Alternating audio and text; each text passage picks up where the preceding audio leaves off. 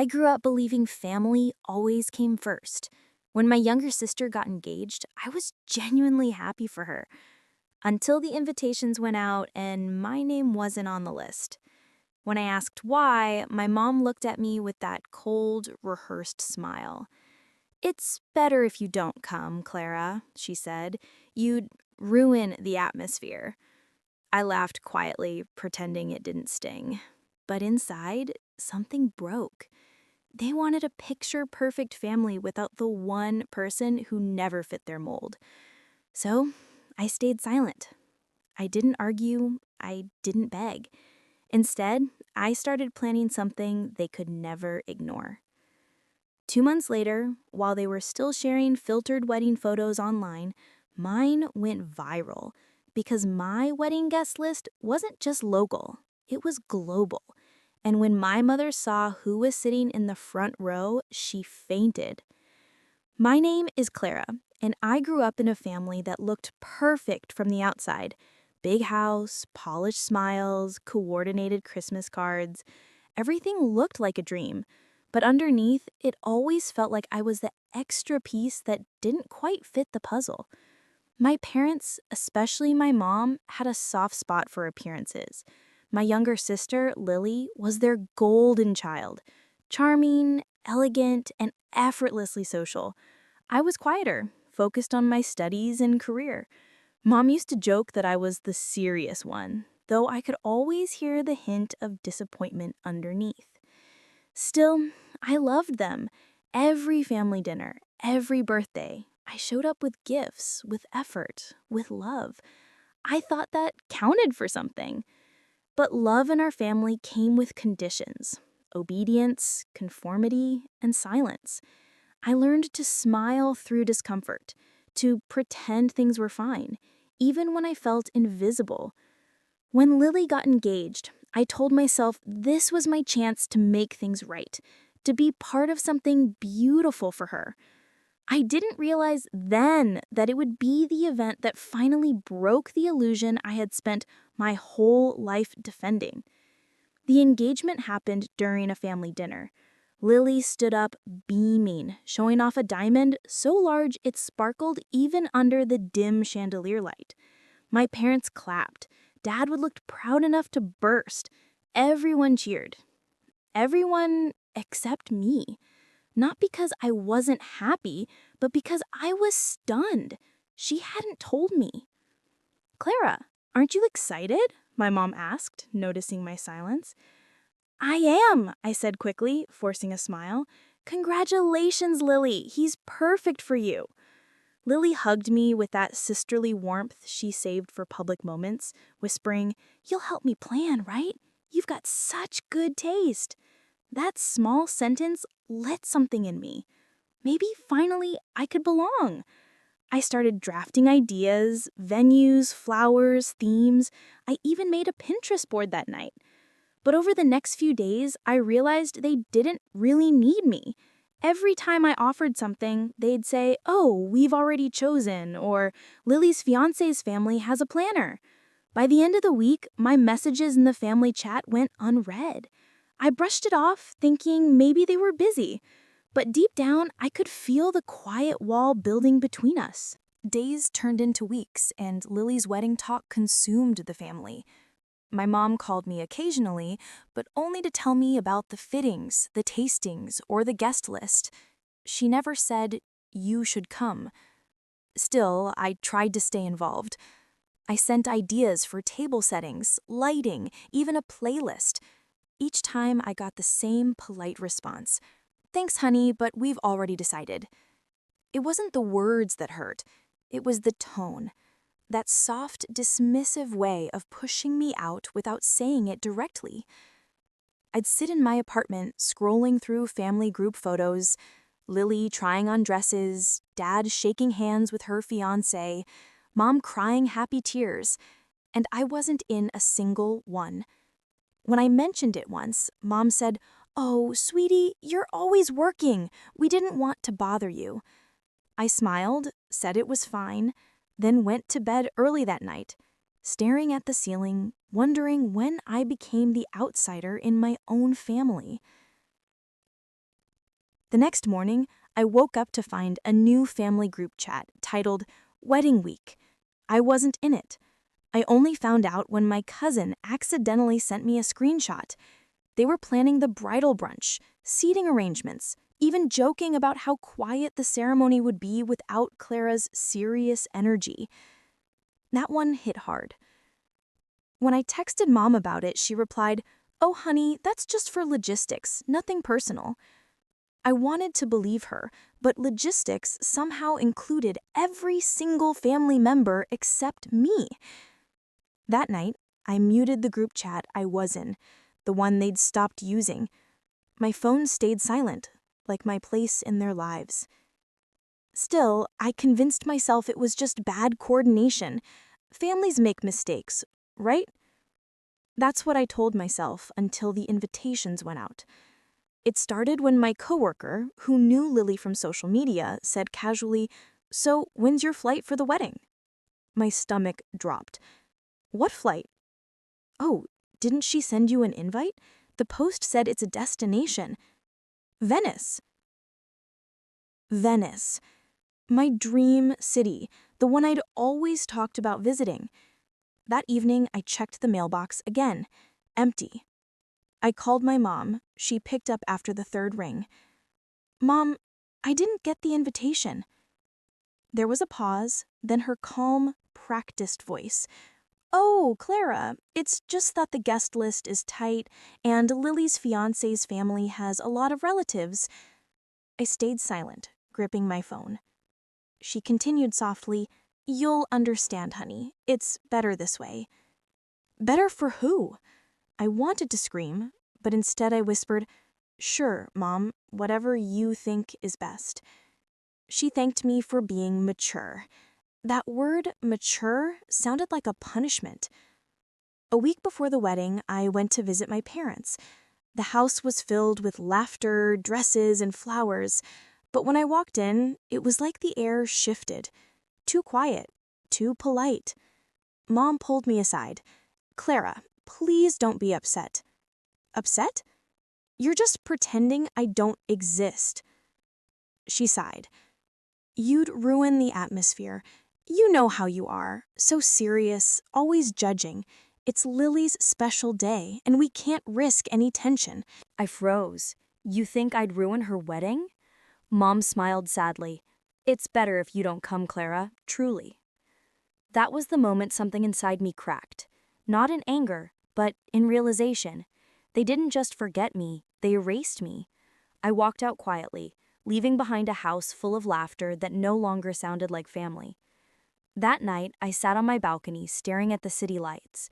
My phone buzzed with notifications, photos of my sister's rehearsal dinner, my parents smiling wide, captions full of love.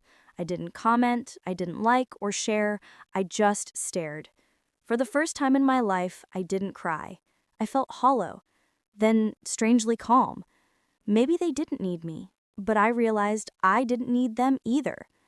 I opened my laptop and stared at my calendar. My fiancé, Ethan's name, glowed on a scheduled call for tomorrow. Suddenly, an idea sparked, quiet, elegant, and unstoppable. They wanted me gone from their celebration, fine. But when my own wedding came around, they wouldn't just remember me. They'd never forget me again. The Monday before Lily's wedding, I sat in my office pretending to focus on spreadsheets. My coworkers chatted about weekend plans, some about vacations, others about weddings. Every word felt like a reminder. On my phone, my mom's texts rolled in like small knives. "We're boarding to Venice. Everyone's so excited. And Lily looks like a princess." I forced a smile for anyone who looked my way. When someone asked if I had plans, I said I'd just stay home and rest. But I couldn't stop imagining them clinking champagne glasses, laughing under chandeliers. The silence of my apartment felt heavier than ever. By 5 p.m., I made a quiet decision. If they didn't see my worth, I'd stop trying to prove it. From now on, I'd move in silence like they taught me. Only this time, silence wouldn't mean surrender. 2 days later, my Instagram feed exploded with photos of Venice. Lily looked breathtaking in lace, standing beside her groom under golden lights. My parents stood proudly, glowing with joy. My cousin tagged everyone except me. At first, my chest tightened. Then something in me went still. Mia, my best friend, called that night. "You okay?" she asked softly. "I'm fine," I lied, but as I scrolled through hundreds of pictures, something unexpected happened. I didn't feel jealousy. I felt clarity. I was done being the family's quiet shadow. If they could throw me away so easily, I could build something they could never touch. When I closed the app, I smiled for the first time in days, not out of happiness, but out of power. When I returned to work, everyone asked, "Didn't your sister just get married? Why weren't you there?" I laughed lightly. "Oh, I was busy with some projects." They looked surprised but didn't push. Still, I could see the unspoken pity in their eyes. It stung, but I refused to show it.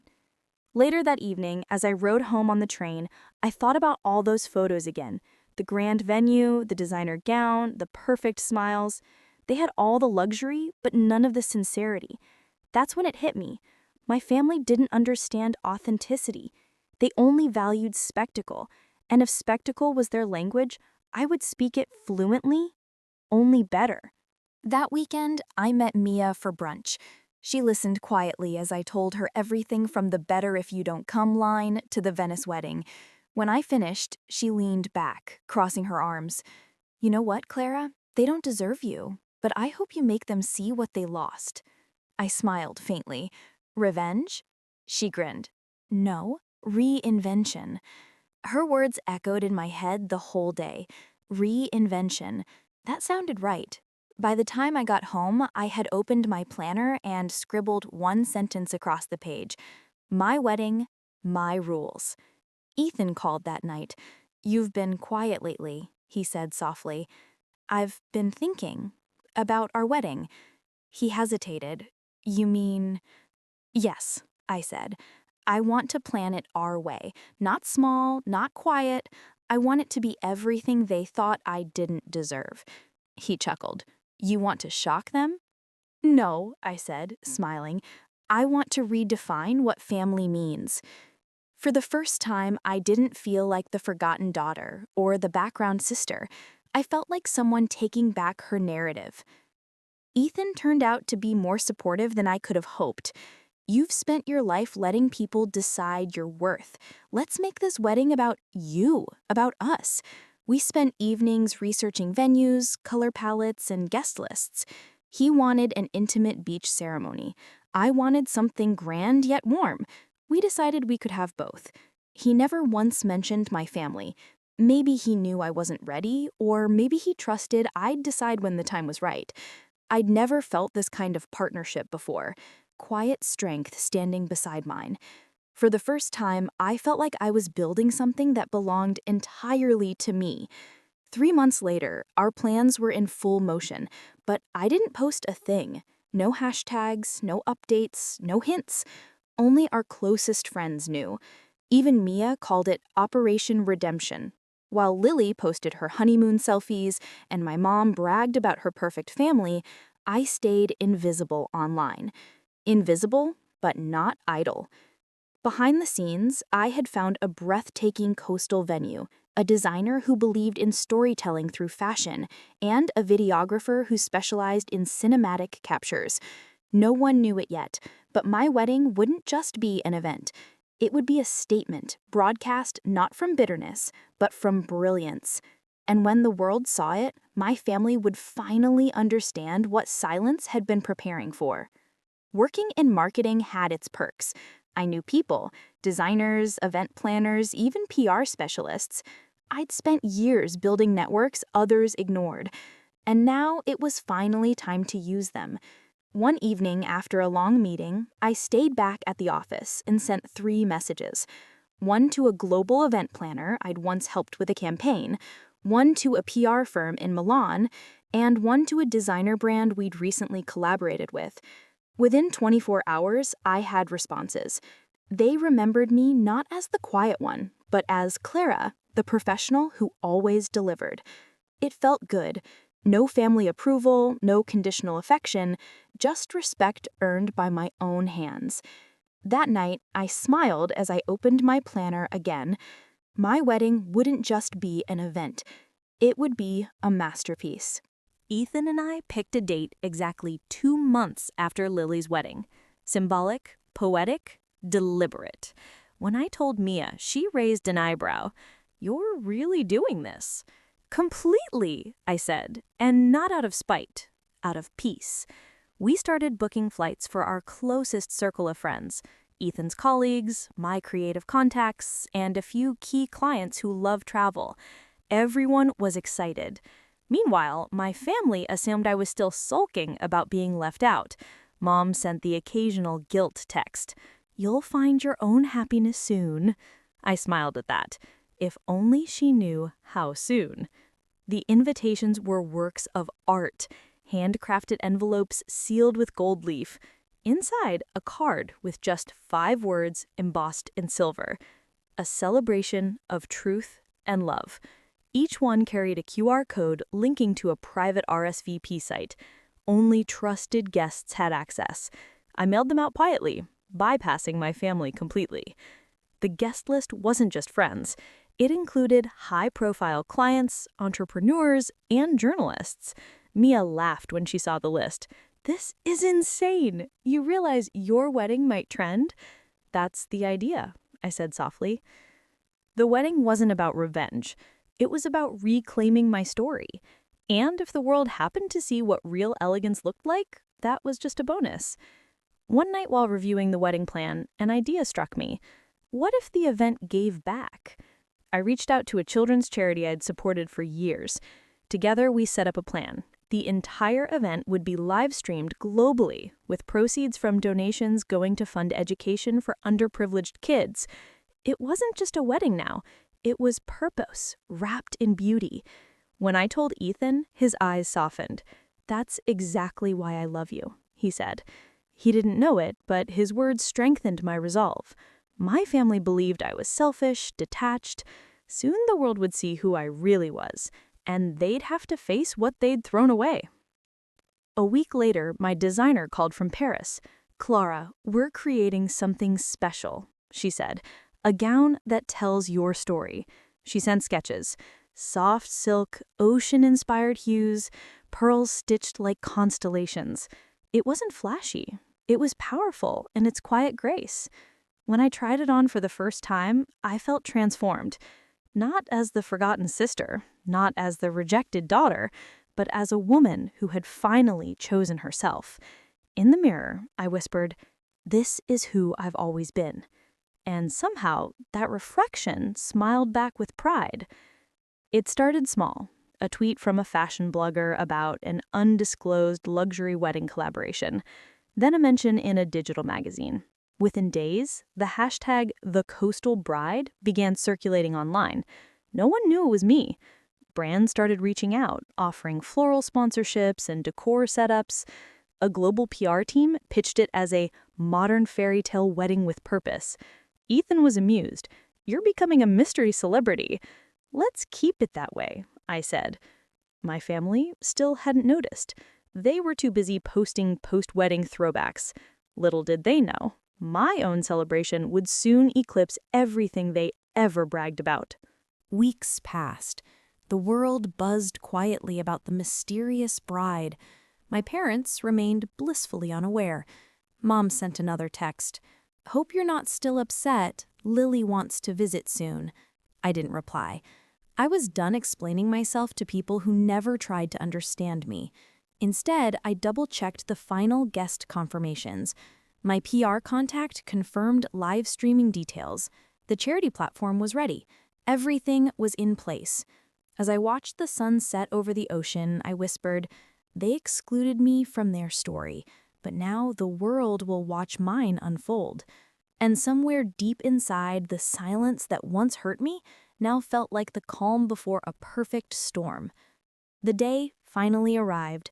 The sun kissed the horizon as golden waves brushed against white sand.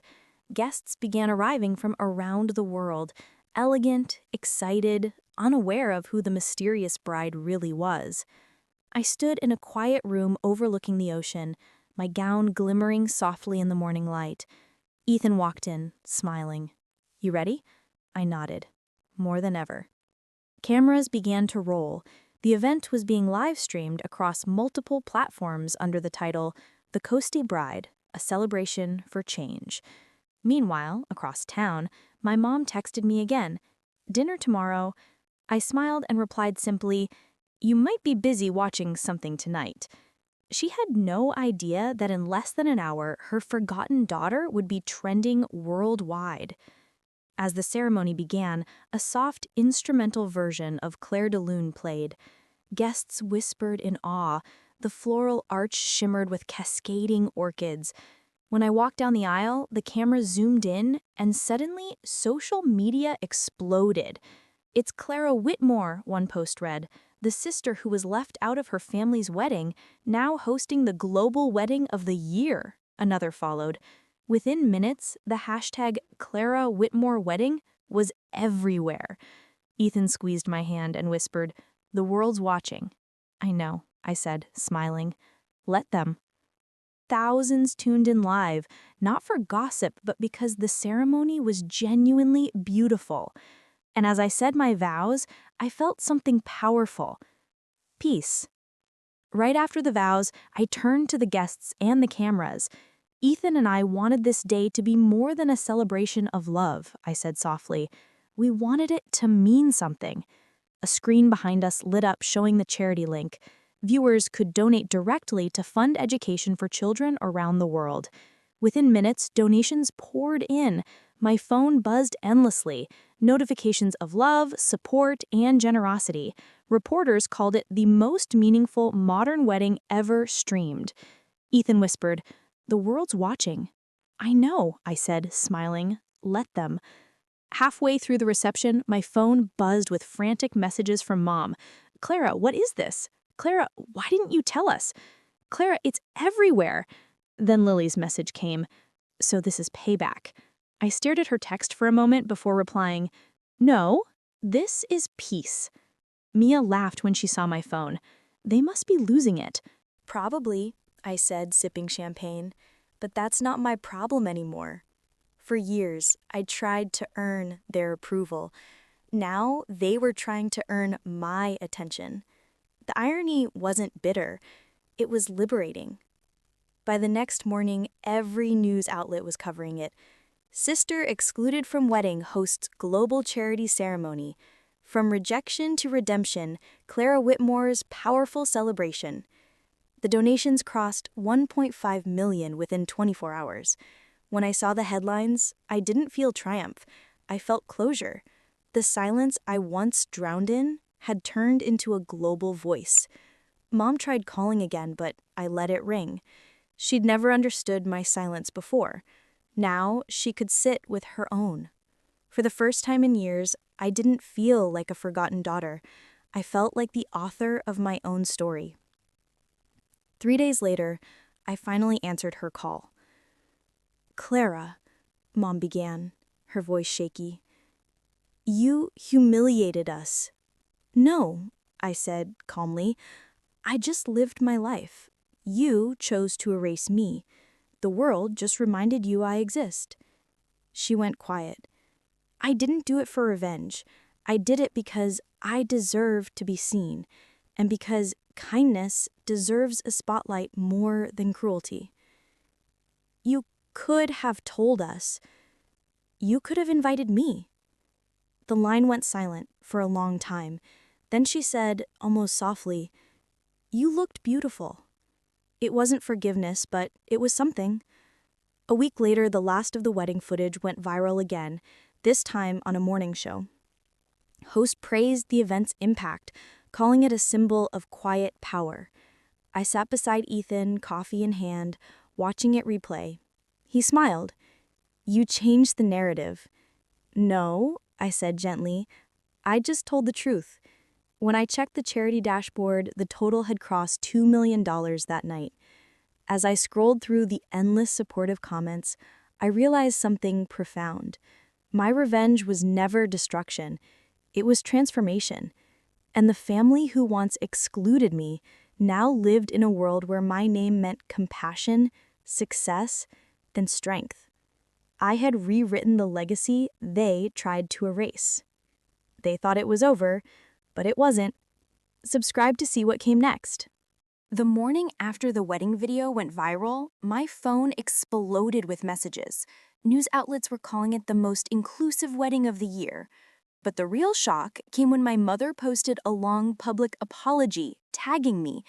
"We should have celebrated her all along," she wrote. I didn't reply. For years, I'd begged for their approval. Now they were the ones begging for mine. It wasn't revenge I wanted. It was closure. Seeing her words beneath my trending video, I realized I finally had it. My sister called next. Her voice trembled between guilt and envy. "Everyone's talking about your wedding, Clara, even the people who ignored you." I smiled faintly. "That's the point, isn't it?" She paused. "Mom's embarrassed. Dad's furious." I told her gently, "They'll survive. I did." Before hanging up, she whispered, "You really changed the story." For once, she didn't sound condescending, just honest. That was enough. A week later, my parents showed up at my office unannounced. They brought flowers and a photo album labeled family. I didn't invite them in. I simply said, "Thank you," but I already built one of my own. They stood speechless as I closed the door. The power wasn't in anger. It was in finally choosing peace over approval. The video reached 10 million views. Wedding magazines reached out for interviews, calling it a symbol of self-respect and reinvention. I accepted one just to say this. It's not about revenge. It's about reclaiming the space they said I didn't deserve. Viewers loved it. I became the voice for everyone who'd ever been excluded. Months later, I sent out one last invitation to a quiet dinner on the anniversary of my wedding. My sister came. My parents didn't. We toasted under soft lights, and she said, "You didn't destroy them. You just showed them who you are." I smiled. That was always enough. That night, I found a letter slipped under my door. Mom's handwriting. "We watched the video again. You looked happy. I hope someday we'll see you smile like that in person." I folded it carefully. Maybe forgiveness wasn't about forgetting. It was about letting the silence speak for you. I walked along the beach the next morning, barefoot and free. The tide erased every footprint behind me like the past finally letting go. I whispered, "You thought I'd walk away broken." A wave brushed my ankles, soft and cold. I walked away, free.